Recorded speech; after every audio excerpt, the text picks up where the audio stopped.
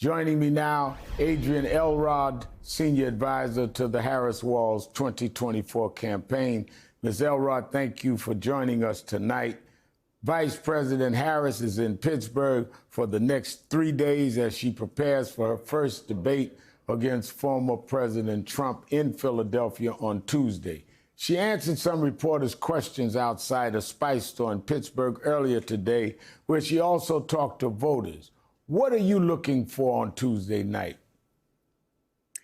Well, Rev, it's great to be with you. I mean, I think as, somebody who's been so proud to be working with the vice president for the past, 6 weeks or so, and obviously before that when she was vice president and the running mate, I'm looking to see the contrast that she's going to make with Donald Trump. She's going to show the American people what's really at stake in this election, what's on the line. She's going to focus a lot on Project 2025, the dangerous policies that are contained in that blueprint for what Donald Trump clearly wants to make, a blueprint into law if he becomes president of the United States again, which virtually gives him unchecked power. He would basically stack the DOJ with Schedule C political appointees who support his agenda, who want to give him all kinds of power that we've never seen in a president of the United States before. He wants to eliminate the Department of Education, which would completely gut our public education system. He wants to obviously get more Supreme Court justices, conservative justices on the Supreme Court. He wants to enact a national abortion ban. She's going to make it very clear that a Donald Trump 2.0 would be far more dangerous than a Donald Trump 1.0. So I'm looking forward to her really making that contrast. And look, Rev, you've seen her in debates before. You've seen her prosecute the case in Judiciary Committee hearings when she was in the Senate. I know she's taking this very seriously. She's preparing very hard with her team. She's also, of course, getting out, hitting the campaign trail. As you noted, she visited a small business earlier today in Pittsburgh, talked with voters there. So, you're going to see her taking this very seriously. And I'm looking forward to really seeing her shine on the debate stage on Tuesday night, because she's taking this very seriously, because she knows what's at stake for the American people. Now, Donald Trump just wrapped up a campaign rally in Wisconsin.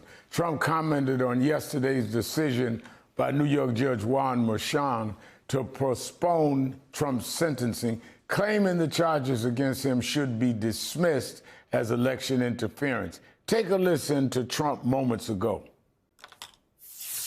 The big news this week was that the Manhattan DA witch hunt against me has been postponed, because everyone realizes that there's no case, because I did nothing wrong. Political witch hunt.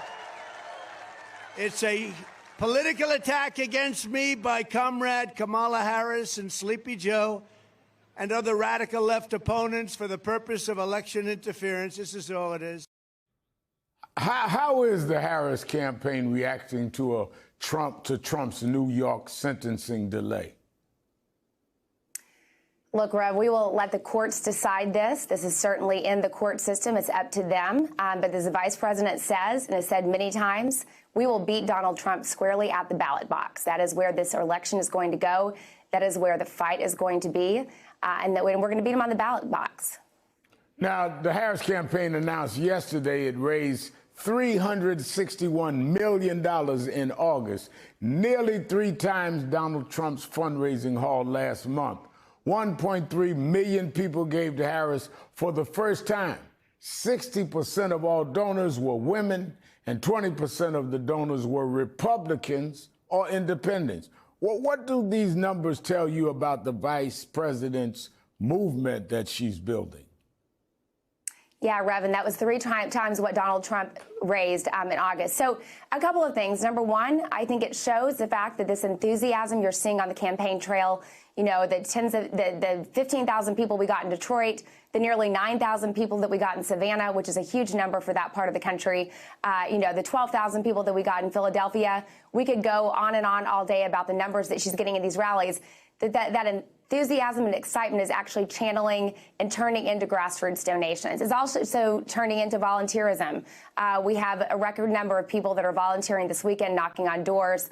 I think we have 200,000 people that have knocked on doors this weekend and done volunteer activities. So the bottom line is this. When you see those crowds at the rallies, They are actually going home. They are making donations to the campaign. They are volunteering their time. They're knocking on doors. They're phone banking because they understand what's at stake. And look, Rev, when you look at the margins from 2016 and 2020, I worked on Hillary Clinton's campaign. We nearly lost by 70,000 votes. I worked on Joe Biden's campaign in 2020. We won by about 45,000 votes. This campaign is going to be very close. So when you see these grassroots donations come in, when you see the amount of money that she's raising, it really does show the energy and enthusiasm out there. And of course, those people are turning their energy and enthusiasm into action. And you're going to continue to see that over the course of the next 60 days of this campaign. Now, the Harris campaign is pressing its money advantage by announcing this week it will donate nearly $25 million to down-ballot Democrats. That includes $10 million for House races, $10 million for Senate races, nearly $3 million for state legislative races, and $1 million each to elect Democratic governors and Democratic attorney generals. What can you tell us about the strategy behind this across-the-board effort? Well, look, the vice president understands that it's part of her job as a Democratic nominee running for president to also carry along other Democrats that are running in close races across different states, because she knows the more Democrats she has in the House and Senate, the more Democrats she has as governor in different states, the more state legislative races that she that are won by Democrats, the more she's going to be able to pass her agenda that helps middle-class families across this country. So it's very important to her. And while, of course, Rev, as you know, that there are coattails that certainly come along with running for president. Usually, if you do well as president in a certain party, other candidates in those states in close elections also sort of come along with you. But there's no replacing actually giving money to the party committees that are working directly with those candidates and with those races. So this is something that was very important to her, certainly very important to this campaign. And most importantly, something very important to making sure that we have more Democrats in office across the country when the vice president becomes president, so we can implement that really important agenda that will help middle-class families. The vice president is also focused on the issue of reproductive rights, running a bus tour of swing states. What is the response the campaign has been getting as these tours, reproductive rights tours, have gone out? Well, Rev, of course, this is one of the major issues that's driving this election. It's something that matters to Democratic voters. It matters to Republican voters. It matters to independents. It doesn't really fall into a political category. It spans all political categories. So this is something that we take very seriously on this campaign.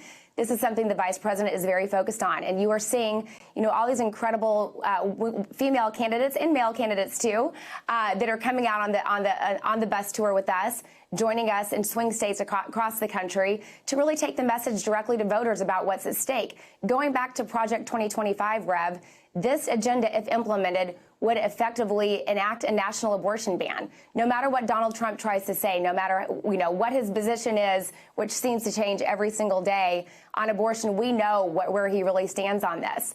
And so do the American people. So it's something we want to reinforce, especially in this final stretch of the campaign cycle. Early voting starts in a lot of states this month. So it's very important to us that when voters walk into that ballot box, when they cast their vote, they understand what's at stake when it comes to their own reproductive choices. And Rev, this is not something that just affects women. It's something that affects families. So you see a lot of men out there, too, who are joining this tour, who are traveling across the country. And it's something you're going to continue to see throughout the rest of this campaign cycle. All right. Thank you, Adrienne Elrod, Senior Advisor to the Harris Walz 2024 campaign.